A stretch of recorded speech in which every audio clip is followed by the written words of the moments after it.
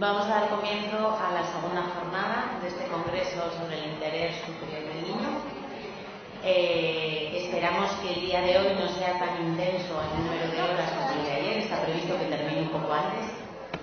Y bueno, ayer se habló mucho de leyes, de aspectos jurídicos, de la ley de la infancia. Hoy va a ser un día en el que vamos a poner sobre la mesa modelos de actuación, en fin, temas más prácticos. Vamos a comenzar con Jesús Palacios, que le va a presentar Joaquín Rivera, el decano de la Facultad de Trabajo Social de la Universidad Complutense de Madrid. Solo quería comentarles un tema de organización. Por lo visto, han mandado la Secretaría Técnica a todo el mundo el programa con todas las ponencias por correo electrónico. Si alguno no lo hubiera recibido, que nos lo comunique y de todas maneras lo colgaremos en la web para que todos tengáis acceso a ello. Muchas gracias y bienvenidos. Muchas gracias también a la organización por haberme invitado y, bueno, cabe presentar Jesús Palacios. Yo creo que es alguien perfectamente conocido, catedrático de procesos de desarrollo, de psicología evolutiva y educación de la Universidad de Sevilla, que ya ha estado comentando varias cosas. Ha estado comentando lo que ha estado trabajando últimamente, que ya ha terminado, que es un manual técnico de evaluación de idoneidad para idoneidad, y ahora mismo está trabajando en adopciones y acogimientos que fracasan. Tiene un currículum demasiado amplio para poderlo leer, y para mí es muy grato oírle, y además desde mi formación del derecho, más todavía, porque la pretensión que se puede hacer un mecanismo normativo sin tener presente a la ciencia de la psicología, yo creo que es absolutamente una pretensión vana. Cuando quieras,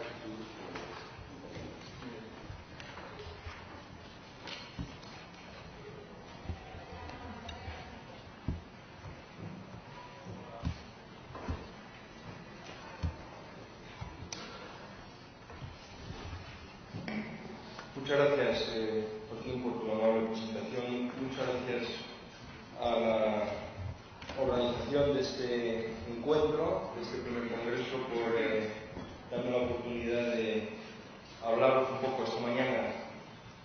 Ayer Antonio se quejaba de que Antonio Fernández, de la hora, de que le tocaba hablar a una hora mala. Yo tengo el privilegio contrario. Se supone que esta es la buena hora.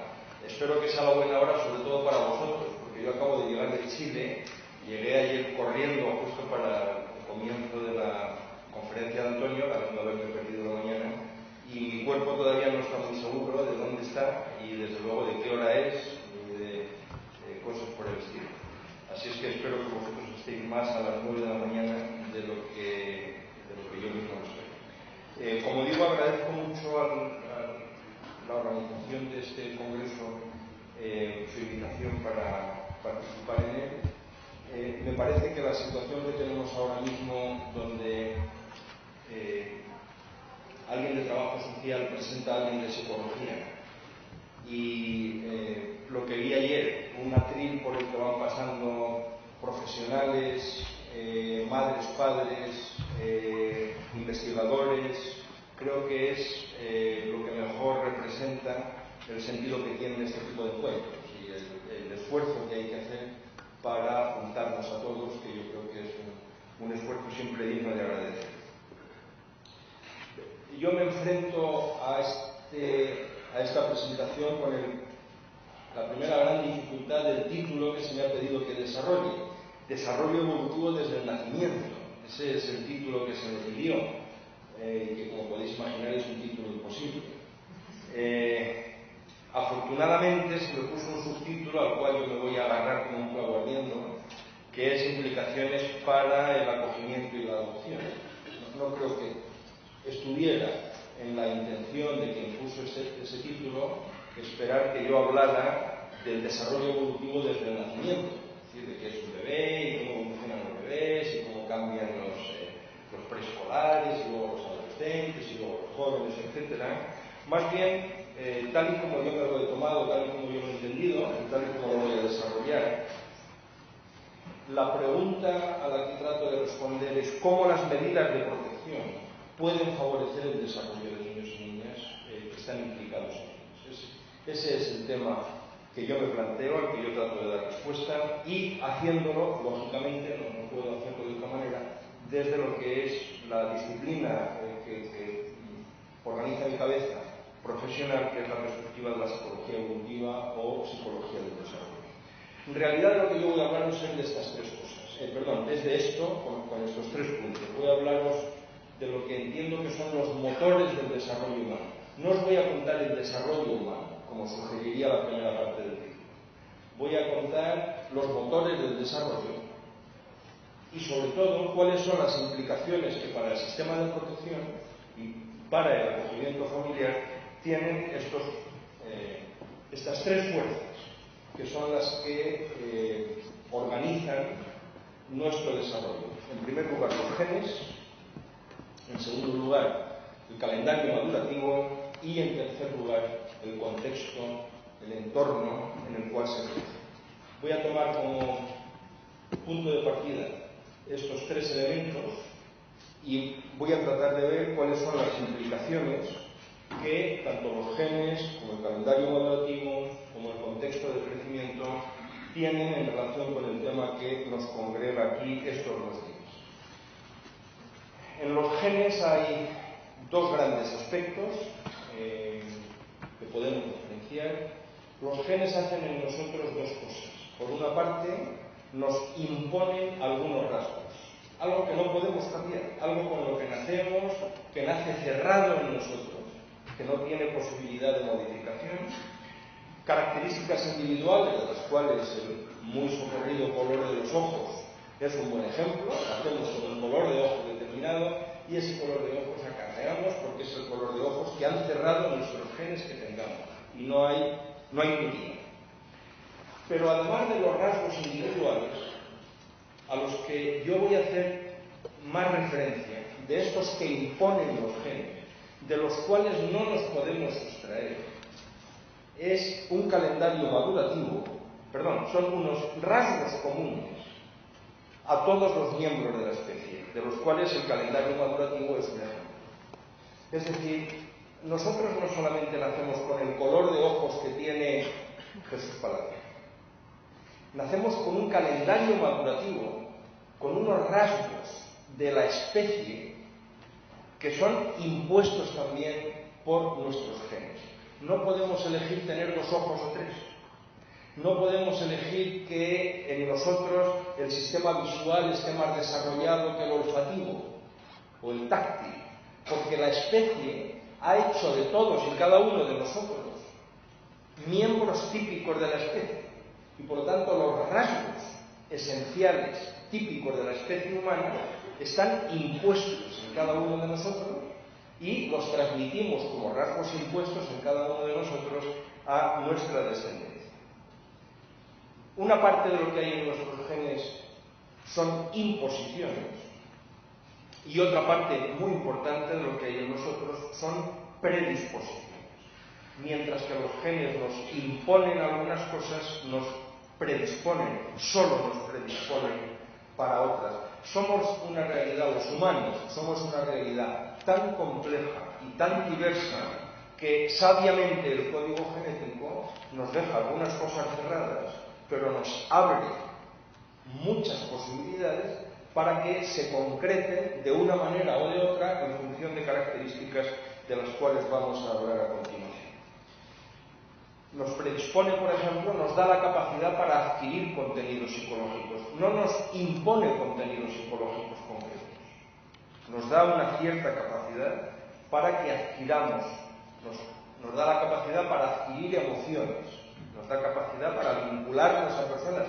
Pero las personas a las que nos vamos a vincular o el tipo de vinculación que vamos a tener no viene cerrado en nuestro código genético, viene como una posibilidad.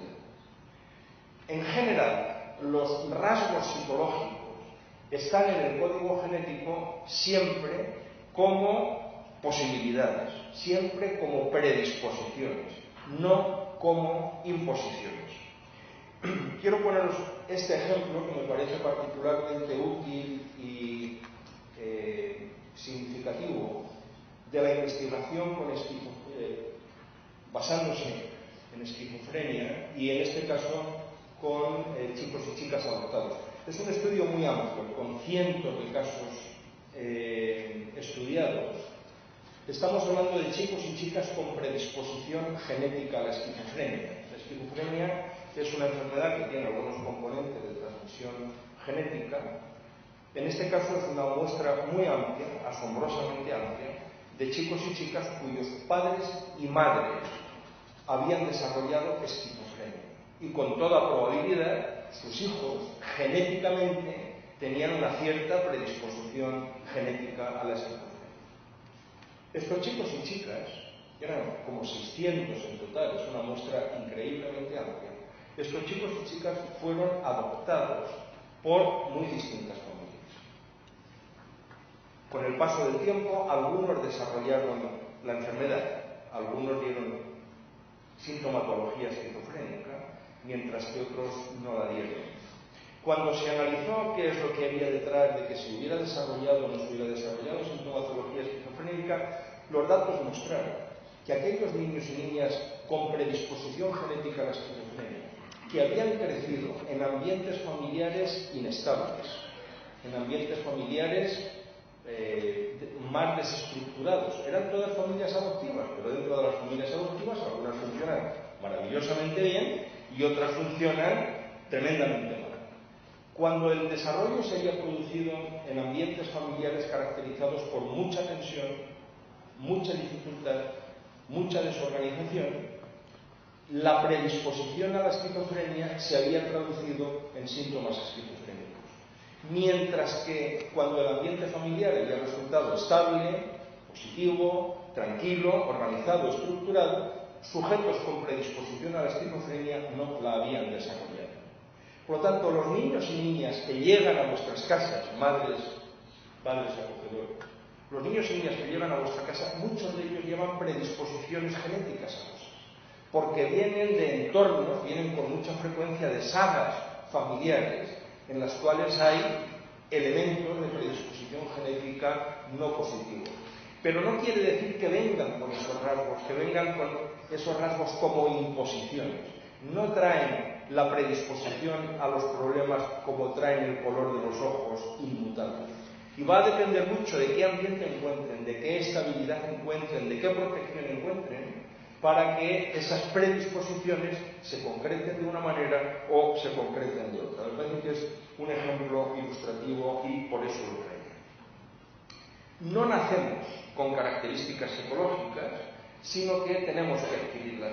Nuestros genes, los genes humanos, tienen la particularidad de ser lo que se llama genes, para lo que estamos hablando ahora, para la parte abierta, para la parte de predisposiciones, tienen la particularidad de ser genes expectantes. Es decir, dan la posibilidad y esperan a ver qué es lo que el ambiente introduce para concretarse de una manera o de otra manera. Sin duda alguna, el ejemplo del lenguaje es un ejemplo bien clarificador. Nuestros genes nos preparan para aprender a hablar.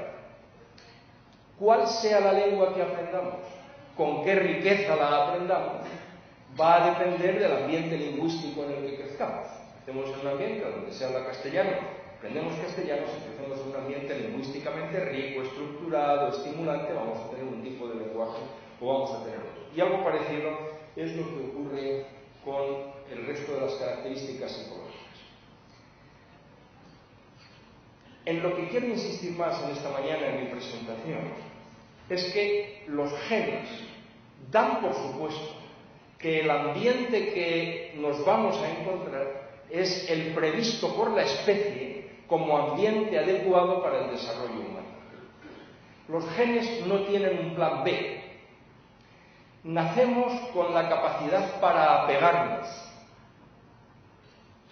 Los genes que traemos nos imponen apegarnos a un adulto.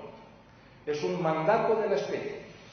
Un mandato al bebé que le dice: solito no vas a ningún sitio, solito no puedes nada, necesitas asegurarte de tener siempre cerca a un adulto.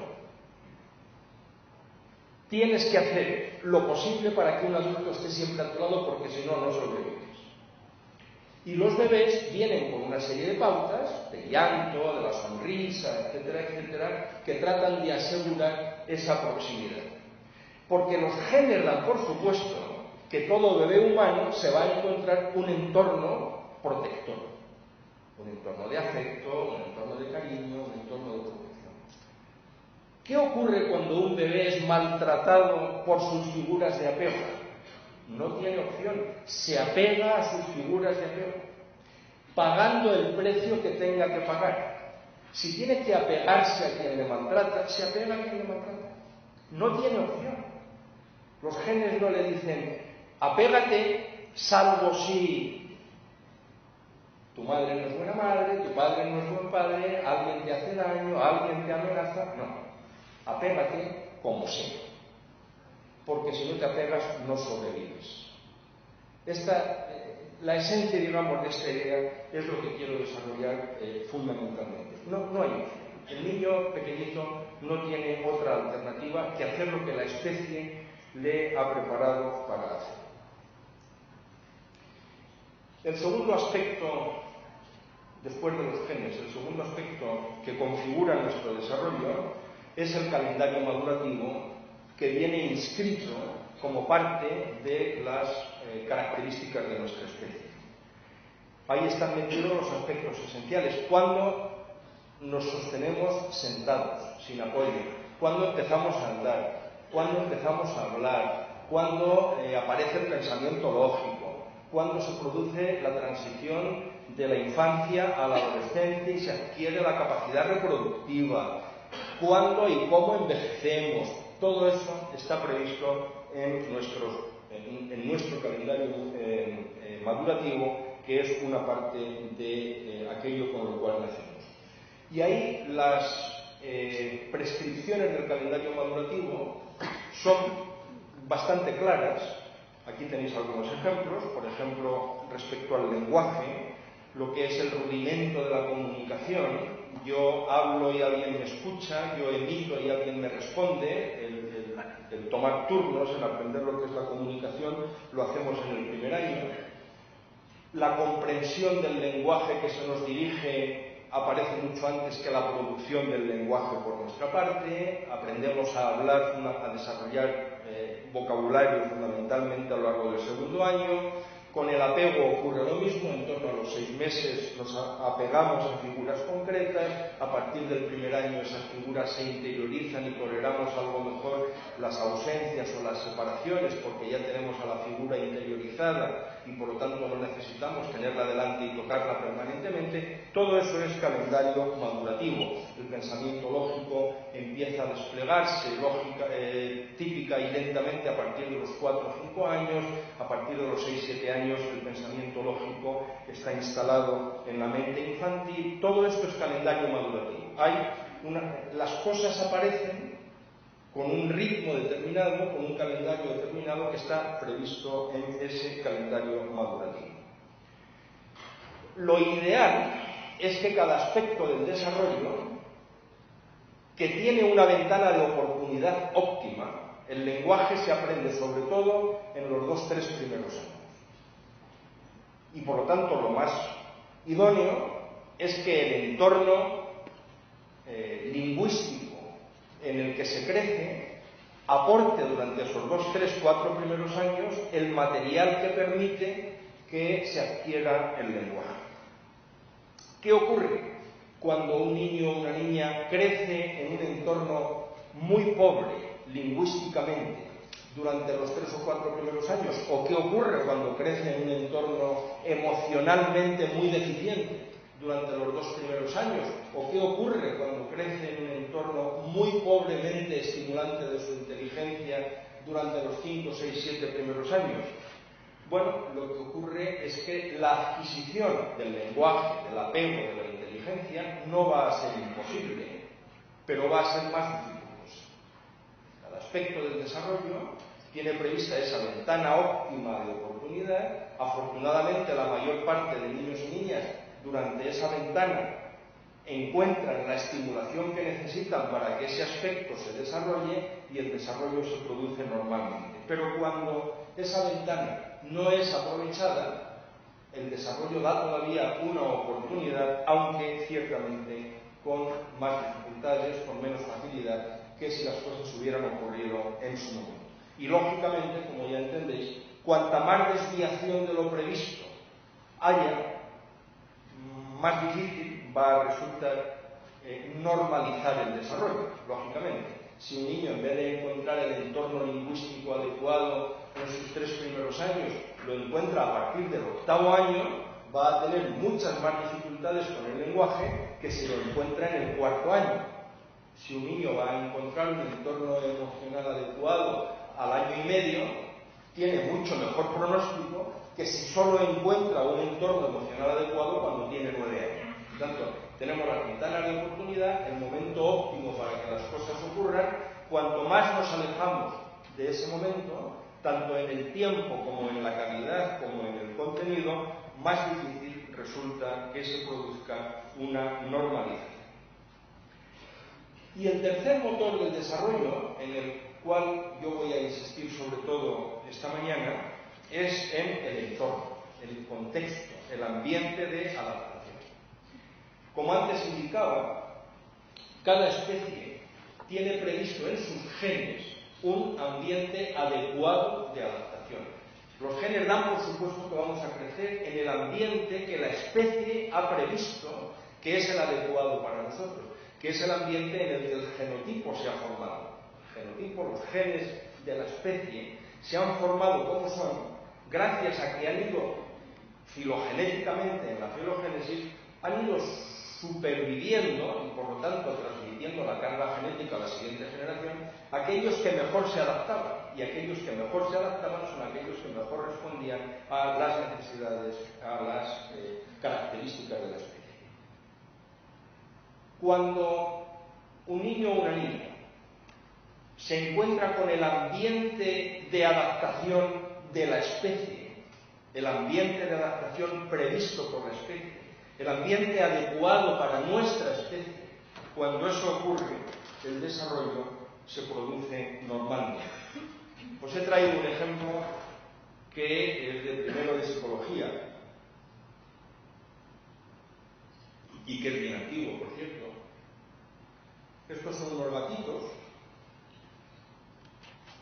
que han crecido que crecen en la oscuridad. El sistema, los gatos cuando nacen, como nosotros, tienen un sistema visual inmaduro. Para madurar, ese sistema visual necesita entrar en contacto con los estímulos visuales. Y cuando uno nace y entra en contacto con estímulos visuales adecuados, su sistema visual se desarrolla normalmente. Aquí tenéis estos pobres gatitos criados en la oscuridad. Cuando salían de la oscuridad, les metían en esta especie de carrusel, en el cual los estímulos visuales eran solo barras negras sobre un fondo blanco. El gatito que veis caminando tenía suerte, porque al menos le dejaban caminar. Había otro que iba metido en una cajita en la cual veía, pero no caminaba. Bueno, al poco tiempo, cuando estos gatos fueron metidos en un contexto normal, visual normal, se obtuvo lo evidente. El gatito que veis ahí caminando solo discriminaba los objetos verticales. Es decir, si le poníamos delante una silla, podía evitar golpearse con las patas, pero no evitaba golpearse con los palos horizontales porque no había aprendido, su sistema visual no había desarrollado visión para los palos horizontales. Pero es que además, el gatito que iba metido en la caja, ya sabéis de qué estoy hablando, ¿verdad? No estoy hablando de gatos, no estoy hablando de gatos, no estoy hablando de líneas verticales, ni estoy hablando de la visión, estoy hablando de otra cosa, estoy hablando de nuestros niños. El pobrecito gato que iba en la caja, donde ni siquiera tenía la posibilidad de interactuar con el movimiento, de poner movimiento en el contexto, era funcionalmente un gatito ciego. Por lo tanto, los gatos nacen con capacidad visual a condición de encontrar un ambiente, un entorno visual que sea adecuado para que esas capacidades se desarrollen. ¿Qué es lo que ha previsto como ambiente óptimo de adaptación nuestro código genético? ¿Qué es lo que ha previsto el código genético humano como el ambiente adecuado para que los humanos se desarrollen normalmente? Lo que ha previsto es un entorno favorable, un entorno protector, un entorno estimulante y un entorno fuertemente comprometido y fuertemente individualizado, fuertemente personalizado. Esa es la previsión, eso es lo que se supone que los humanos van a encontrar cuando nazcan. Y estamos programados de esa manera, dando por supuesto que eso es lo que se va a encontrar. Por lo tanto, las situaciones de abandono, las situaciones de negligencia, las situaciones de maltrato, las situaciones de cuidados institucionales, las situaciones de escasez de estimulación, las situaciones de falta de compromiso emocional suponen una fuerte desviación del entorno óptimo previsto por la especie. Esta es para mí la clave. Los niños que crecen en ambientes maltratadores, negligentes, etc., lo que están haciendo es no responder adecuadamente a aquello que los genes expectantes que nos ha metido dentro de la especie esperan que ocurra. Y cuando eso ocurre, se van a producir problemas en el desarrollo, como veremos a continuación. Creo que quien más gráficamente ha puesto esto de manifiesto fue Bronfenbrenner, diciendo que para desarrollarse normalmente todo niño necesita que alguien esté loco por él. Esa es la expresión. Eso es lo que nuestra especie espera. Nuestra especie espera que allí donde hay un bebé haya alguien que esté loco por él. Y si eso no ocurre, como nuestro bebé no tiene plan B, si no me estimula, si no me quiere esta persona, espero a que aparezca alguien que me quiera para pegarme. Como eso no es posible, porque estamos configurados de otra manera, empiezan a ocurrir algunas dificultades. El ambiente óptimo de adaptación para los humanos es este. Un ambiente en el que alguien está loco por el niño, por la niña. Alguien que le expresa esa locura, le expresa el cariño, cuida, protege, estimula, alienta el desarrollo. Y estimular el desarrollo en gran parte es llevar a cabo este juego de transferencia del control del adulto al bebé, cuando las cosas van bien, porque si no es transferencia del descontrol. Y la transferencia del control implica muchas cosas. Voy a poner dos o tres ejemplos muy sencillos. Uno son los procesos de atención. ¿Cómo es que un bebé que cuando nace está preso de los estímulos? Es decir, si hay un ruido mira para allá, etcétera, etcétera. ¿Cómo es que los bebés, si tienen la suerte de crecer en el ambiente previsto por la especie, cómo es que los bebés aprenden a regular su atención? ¿Cómo pasan de la atención espontánea o involuntaria, que es con la que todos nacemos, a una atención controlada y focalizada? Pues pasan como habéis aprendido vosotros y como he aprendido yo a pasar. Porque alguien que nos tenía en sus brazos, con un cuento por delante, nos decía: uy, mira, mira, mira, mira, mira el rabo del gato. Y en aquel momento no había nada más que no fuera el rabo del gato. Y cuando nosotros balbuceábamos señalando el sol que había dibujado en la página, esa misma persona nos decía: no, no, el sol ahora no, ahora el rabo del gato, mira el rabo del gato, señala el rabo del gato. Y cuando queríamos pasar la página, nos decía: no, no, ahora no, espera, ahora pasamos la página, antes vamos a mirar el sol. Esa es la transferencia del control del adulto que organiza al bebé desorganizado. Y el ejemplo acabo de ponerlo en la atención, pero podemos verlo también en otras muchas cosas, en las emociones, la alfabetización emocional. Ayer, antes de ayer, no sé qué día era, estaba esperando en el aeropuerto de Santiago de Chile, una cola de embarque que se hacía interminable. Había una niñita de 3 años que estaba ya rabiosa y que su mamá se acerca y le dice: ¿qué te pasa? Y le dice: que estoy muy triste. Y su mamá le dice: no, cariño, no estás triste, estás cansada, porque llevamos mucho tiempo esperando. pero no te preocupes que ahora nos vamos a sentar en el avión, yo te voy a abrazar, tú te vas a quedar dormida, la abuelita te espera en Madrid. Es decir, alguien está transfiriéndole, enseñándole a poner nombre a las emociones. Está enseñándole a distinguir la ira de la tristeza, de la rabia, de lo que quiera que sea. Y si alguien no lo hace, el bebé queda desestructurado emocionalmente. No sabe nombrar sus emociones, no sabe organizar sus emociones. Y lo mismo ocurre con la visión que tenemos de nosotros mismos y de los demás. Alguien nos enseña que nosotros somos valiosos. Esta niñita aprendía que ella era valiosa para alguien. Alguien nos enseña que somos valiosos o nos enseña que somos basura. Alguien nos enseña que los adultos son gente buena, protectora, que cuidan de los pequeños, o nos enseña que no nos podemos fiar de los adultos, que tenemos que tener miedo de los adultos. El desarrollo, al fin y al cabo, es un proceso a través del cual vamos interiorizando aquello que nuestro entorno nos va a proporcionar, esa transferencia del control a la cual me refiero. ¿Qué ocurre cuando se crece en la adversidad? Es decir, ¿qué ocurre cuando uno crece en un ambiente que es distinto al previsto por la especie? El ambiente óptimo de adaptación de la especie. Aquel que nuestros genes dan por supuesto que vamos a encontrar. ¿Qué es lo que ocurre cuando eso no se produce? Bueno, no se produce por muy distintas cuestiones. En primer lugar, puede haber una adversidad genética. En segundo lugar, puede haber una adversidad prenatal o una adversidad perinatal, en los primeros tiempos después del nacimiento. Nos podemos encontrar con la adversidad en la primera infancia, adversidad en los 2 primeros años del desarrollo. Nos podemos encontrar con la adversidad en años posteriores a la primera infancia. La primera infancia es muy importante, pero no solo ella es importante. Nos podemos encontrar una adversidad ligada a lo que se llama el estrés tóxico.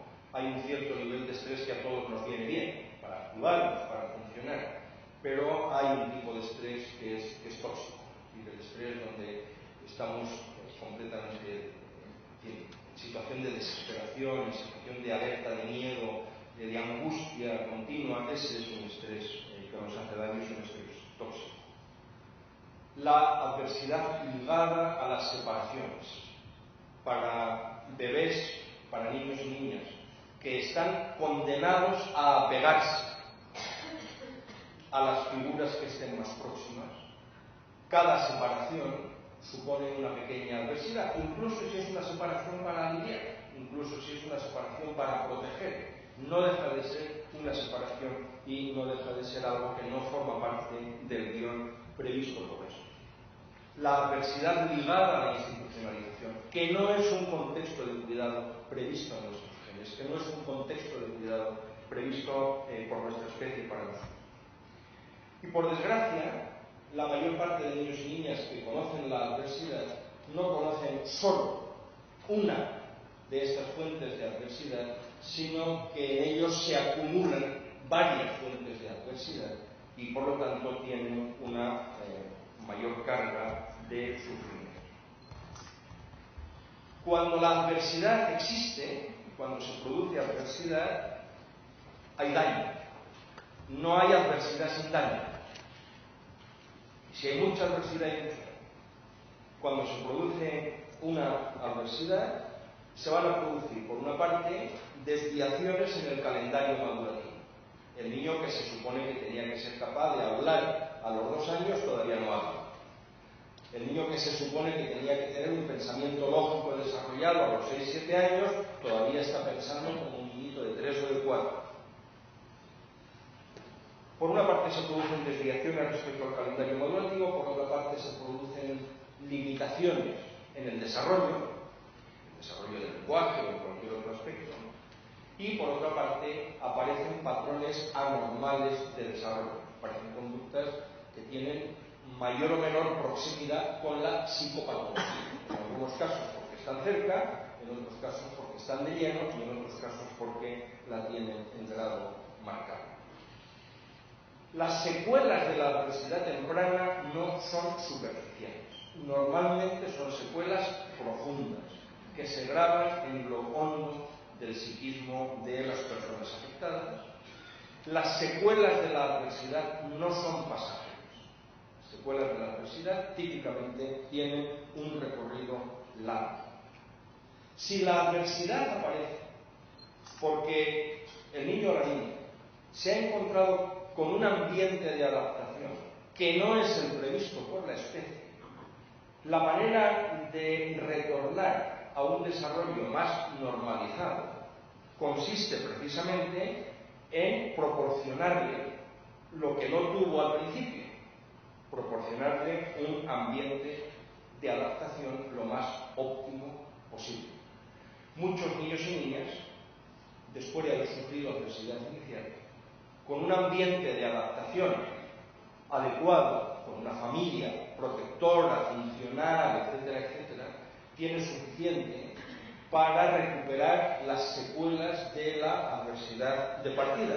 Hay ocasiones en que eso no es suficiente y hacen falta algunas ayudas adicionales. Pero por tanto, si la adversidad viene de encontrar entornos de desarrollo que no son los previstos por la especie, la ayuda para esos niños y niñas va a ser ponerles cuanto antes en las condiciones óptimas previstas por nuestro código genético. Voy a poneros algunos ejemplos de las secuelas de la adversidad en la infancia. Parte de esas secuelas afectan al desarrollo neurológico, afectan a núcleos tan importantes como el sistema límbico o las estructuras prefrontales.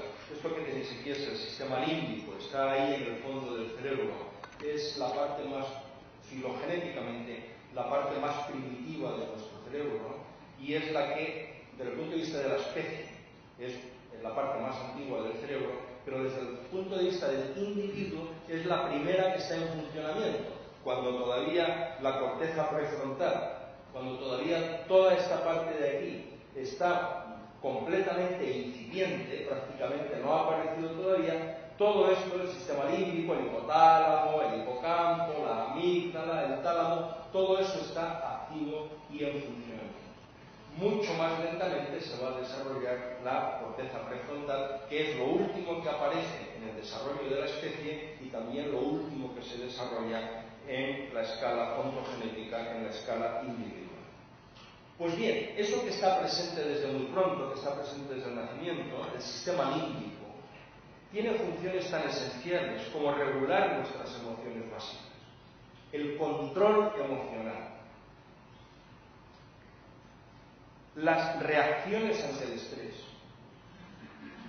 las reacciones fisiológicas ante el estrés, la memoria emocional, la memoria de nuestras primeras relaciones está grabada en el sistema límbico, se guarda en el sistema límbico. Las respuestas más automáticas, más inmediatas ante los estímulos. Por su parte, la corteza prefrontal, que se desarrolla bastante más tardíamente, se encarga de la llamada función ejecutiva, es decir, de todo lo que tiene que ver con la planificación, ajustar lo que queremos hacer a los medios que ponemos para hacerlo.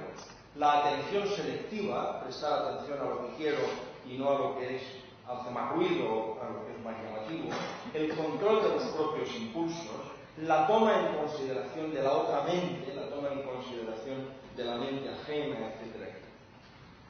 ¿Qué es lo que ocurre cuando hay estrés tóxico? ¿Qué es lo que ocurre cuando hay maltrato, cuando hay negligencia, cuando hay un ambiente de adaptación que no es el previsto por la especie? El cerebro se ve afectado. Y se ve afectado en dos sentidos. Por una parte, en su estructura, en su tamaño, en su volumen, en las conexiones entre en la riqueza de conexiones entre unas neuronas y otras, y también justamente en la riqueza, variedad de esas conexiones. Aquí tenéis el ejemplo dramático de un cerebro, son dos cerebros de niños, de sendos niños de 3 años. Este niño ha tenido una privación extrema, una negligencia extrema.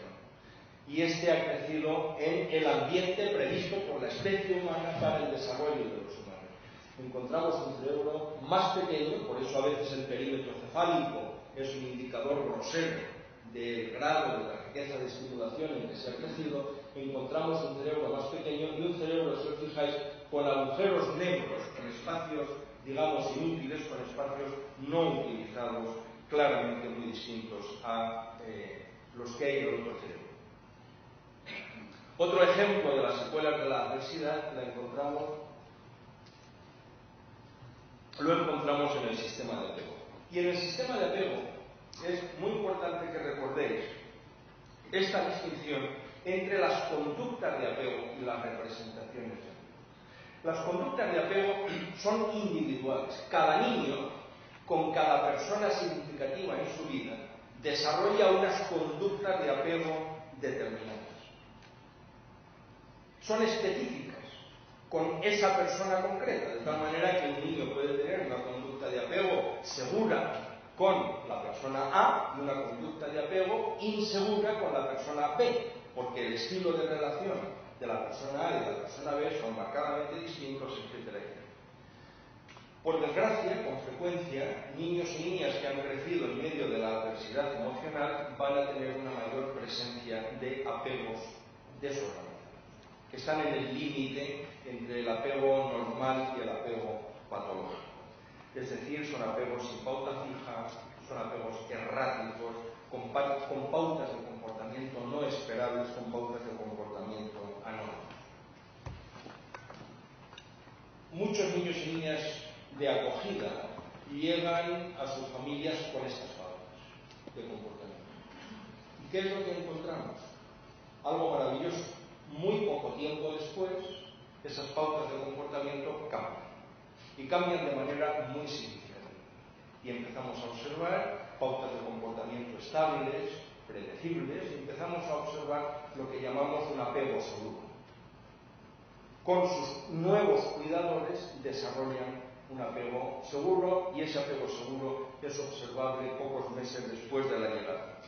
Sin embargo, por debajo de la piel, en el sistema de apego, hay una capa mucho más profunda, que no está relacionada con personas concretas, sino que es una especie de síntesis que el niño o la niña ha ido haciendo de qué es un adulto y de cómo se ve él a sí mismo. ¿Los adultos son dignos de confianza o no son dignos de confianza? ¿Son fuente de temor o son fuente de protección? Yo mismo, ¿soy digno de ser querido o soy basura, no merezco ser querido? Esta capa profunda cambia mucho más lentamente.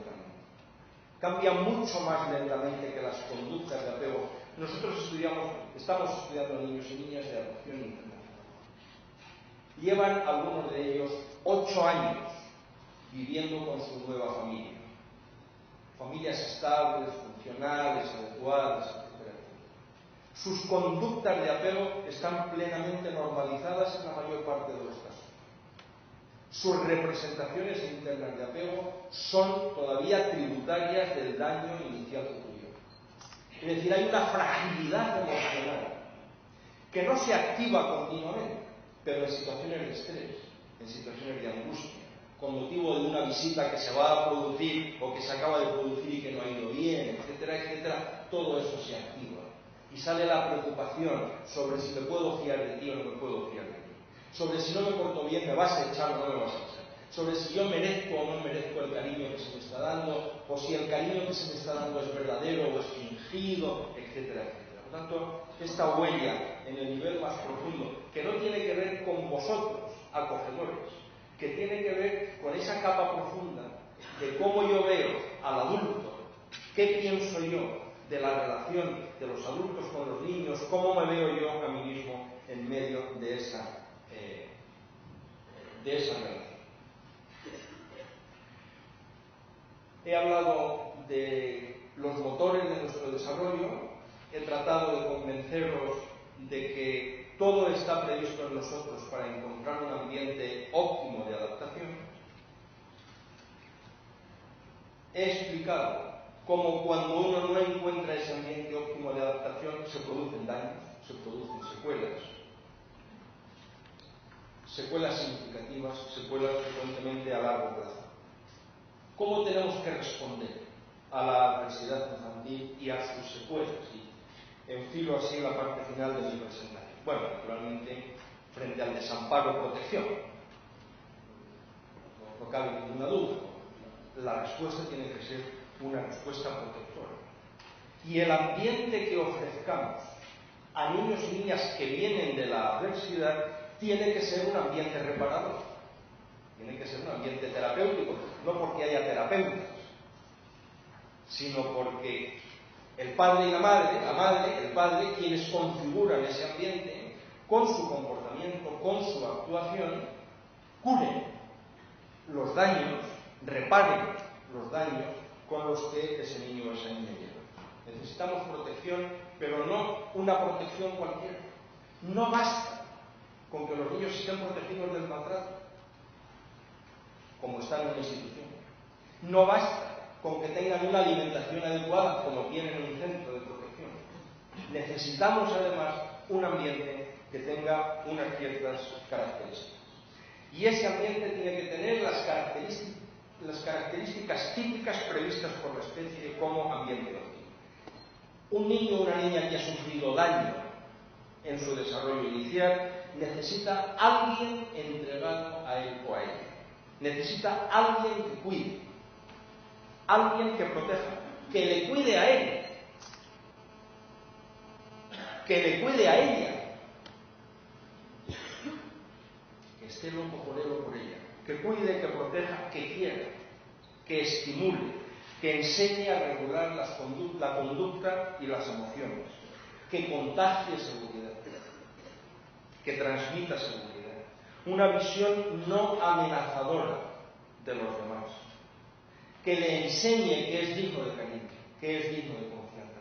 Esta es la reparación, esta es la respuesta que el desarrollo humano afectado por la adversidad necesita para reconducirse en dirección a la normalidad. Esto es lo que necesita cualquier niño o cualquier niña. Pero los que vienen con daños especiales necesitan un ambiente de adaptación con muchos pluses, un ambiente de adaptación con muchos ingredientes adicionales. Va a necesitar un ambiente de adaptación que sea capaz de hacer frente a retrasos, a comportamientos inadecuados, a conductas y situaciones frustrantes. ¿Qué cosa nos gusta más a un adulto que un niño reforzante? Que cuando le damos cariño responde, que cuando le sonreímos nos sonríe, que cuando le estimulamos aprende.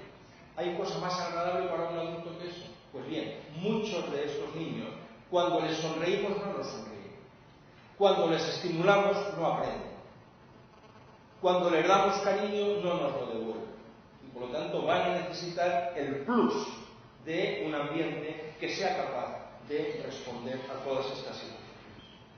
Como son niños con mucha desestructuración emocional, con mucha inestabilidad emocional, van a necesitar un ambiente sólido emocionalmente, muy sólido emocionalmente, que no se tambalee cada vez que aparezca un disgusto, que aparezca una frustración, que aparezca un maltrato, que aparezca una situación de tensión. Van a necesitar un ambiente capaz de estimular, de fomentar la autonomía, de alfabetizar emocionalmente, de ir transfiriendo poco a poco el control que no aprendió cuando era más pequeñito, porque no tuvo quien se lo transfiriera de manera sana y de manera adecuada. Van a necesitar un ambiente que sea capaz de reajustar continuamente las expectativas en función de la realidad de cada niño o cada niña, que casi nunca es como nos hubiera gustado que fuera, que casi siempre es como es, tozudamente como es. Y por lo tanto es a esa tozudez del cambio que se resiste, de las dificultades que con frecuencia se mantienen, que hay que saber adaptarse. Con mucha frecuencia lo que tenemos que hacer para estos niños y niñas es desarrollar conductas que van a contracorriente de todo lo que han aprendido anteriormente. Si antes habían aprendido que solo con gritos se controlaba su conducta, ahora tienen que aprender que su conducta se controla desde la suavidad, desde la firmeza, pero desde la suavidad, desde el cariño, desde justamente la ausencia de gritos. Si antes era la amenaza, ahora tienen que aprender que no es la amenaza lo que va a elegir el comportamiento. Si antes era una visión de ellos como tú no vales nada, tú no eres capaz, tú esto no vas a saber hacerlo, lo que ahora necesitan es alguien que les coja de la mano y que le diga, venga, tú puedes, poco a poco, hoy vamos a avanzar 5 milímetros, mañana 2 centímetros, la semana que viene vas a retroceder 1,5 centímetros, pero la semana siguiente vamos a avanzar juntos 1,5 metros, porque yo confío en que tú vas a ser capaz de lograrlo y de conseguirlo. Y para terminar, y desde el punto de vista de lo que es, de lo que son las cuestiones evolutivas, dos de las objeciones que con frecuencia se plantean cuando hablamos fundamentalmente del acogimiento familiar. Pero ¿y si se apega? ¿Pero cómo es esto de que vaya un niño a pasar unos meses con una familia y si se apega? La pregunta tiene un toque de crueldad notable. Porque está diciendo, es claro, lo mejor sería poner a este niño en un lugar donde no se apegara. Maldita sea. O sea que el remedio es poner a un niño en un lugar donde no haya apegos. El razonamiento, en fin, resiste con dificultad el más mínimo de análisis. Un vínculo emocional positivo, sano, seguro, no es nunca el problema. Los apegos, los buenos apegos, no son nunca el problema, son siempre la solución. ¿De cuándo el amor daña a un ser humano? Lo que nos blinda emocionalmente es el amor. Lo que nos hace fuertes es el amor, es el cariño, es el apego. Tanto el miedo no es que se apeguen, el miedo es que no se apeguen, o que se apeguen a figuras de apego inadecuadas. Para niños y niños dañados emocionalmente, la alternativa no puede ser la falta de apego. La alternativa tiene que ser dosis extra de apego y de la mejor calidad. El mejor, el más sano, el más fuerte. Esa es la alternativa que emocionalmente estos niños y niñas necesitan. Porque los problemas de apego no se pueden resolver en ausencia de relaciones. No hace mucho tiempo se me consultó de una comunidad autónoma a propósito del caso de una niña que estaba en una situación de acogimiento preadoptivo fracasado. Una niña pequeñita, había tenido una experiencia familiar en su familia preadoptiva difícil, había desarrollado un buen apego con el padre, un apego muy complicado con la madre. Era claro que aquella adopción no podía continuar adelante. El plan que se planteaba, sobre el cual nos consultaban, era el siguiente. Esta niña va a quedar dañada, no solamente por la mala experiencia que ha tenido con esta familia, sino por la separación. Su apego va a quedar dañado. Lo que vamos a hacer es llevar a esta niña a un centro. Le vamos a hacer una terapia del apego para que le curen ese sistema de apego dañado. Porque si se incorpora a una nueva familia con el sistema de apego dañado, va a haber riesgo de que vuelva a tener problemas con esa nueva familia. Pero qué barbaridad. Es decir, pero ¿cómo se puede pretender curar el apego en el diván? El apego solo se cura en las relaciones de apego. El apego no se puede curar poniéndole al niño, pues en fin, a una niñita de 3 años, haciéndole magia. No. El apego solo se cura con buenas relaciones. Y lo que hay que hacer es poner a esa niña en un contexto de apego sano, positivo, seguro, firme, estable, etcétera, etcétera. Naturalmente, en la comunidad autónoma en cuestión, lo que se hizo fue poner a la en un centro, buscar un buen terapeuta para su apego.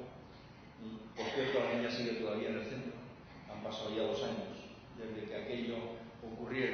y si lo que se quería era proteger a esta niña para que cuando fuera a incorporarse a una nueva familia estuviera en mejores condiciones, con toda probabilidad no se ha conseguido.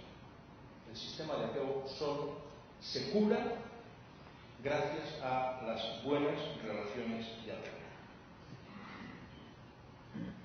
Claro, pero esto del acogimiento familiar tiene una cosa rara, adicional todavía. Pero ¿y si se marchan? ¿Y si se tienen que marchar? Ciertamente, lo más deseable es la continuidad. Lo más deseable es la estabilidad. Lo más deseable es la continuidad en relaciones estables positivas. Pero hay ocasiones en que la separación, la temporalidad, forma parte del plan de trabajo. Porque no puede ser de otra manera, porque tienen que ser situaciones temporales. En ese caso, la clave está en trabajar bien en las transiciones, en asegurar el tránsito de unos brazos a otros brazos. No está en poner al niño en situaciones de supuesta congelación emocional, porque los niños no se congelan emocionalmente. Está en garantizar transiciones adecuadas de un buen apego a otro buen apego, lo cual significa preparar la salida, gestionar adecuadamente la transición, garantizar la continuidad del contacto con figuras que han sido relevantes, etc. Por lo tanto, y termino, creo que para niños y niñas con adversidad inicial las claves fundamentales son las que resumo a continuación. Son niños y niñas que necesitan respuestas familiares. Son niños que necesitan respuestas familiares cuanto más pronto mejor. Porque, recordad, hay ventanas de oportunidad. Y en la primera infancia, las ventanas de oportunidad se suceden muy rápidamente. Avanzan muy rápidamente. Necesitamos respuestas familiares, necesitamos que esas respuestas familiares aparezcan cuanto más pronto mejor. Necesitamos y queremos que esas respuestas familiares sean lo más estables posibles. Si no pueden ser estables, tenemos que disminuir al máximo el tiempo de espera. Tenemos que disminuir al máximo el número de transiciones y tenemos que mimar al máximo el proceso de transición de una familia a otra familia. Y para hacerlo, con mucha frecuencia, hace falta un apoyo profesional adecuado, porque con frecuencia se trata de casos de mucha complejidad. Por lo tanto, esta es mi respuesta a la pregunta que se me hacía. Se me había pedido que hablara del desarrollo evolutivo desde el nacimiento. Yo os he llevado por otro viaje, y os he llevado por un viaje en el cual espero que el sentido y el significado de estas implicaciones os parezcan suficientemente claros. Muchas gracias.